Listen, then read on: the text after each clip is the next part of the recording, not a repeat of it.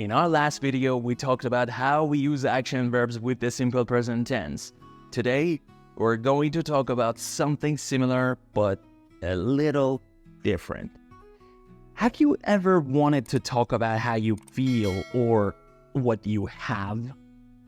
We'll learn how to do that using the simple present tense, but this time with non-action verbs. Let's start. The simple present tense is also used with non-action verbs, also known as stative verbs, to express states, feelings, or possession.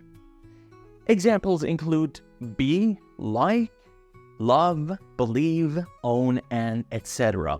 Sometimes we talk about things that are not actions, like feelings, thoughts, or states. These are called non-action verbs or stative verbs. For example, when we say she likes chocolate, we're not talking about her doing something. We're just saying that she feels a certain way about chocolate. Likes is a non-action verb here. Or here's another example. He owns a car. Here, owns is a non-action verb because it shows a state of possession. It's not something he's actively doing. It's just something he has.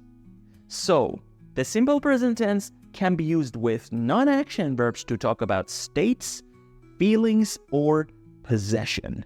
It helps us describe what is true or how someone feels at the moment. So to wrap up, we've covered all four main ways to use the simple present tense with action and non-action verbs.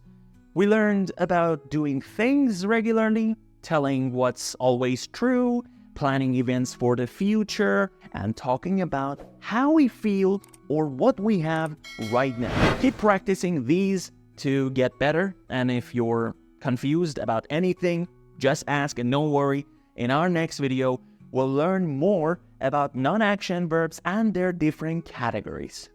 Hang tight and keep an eye out for our next video.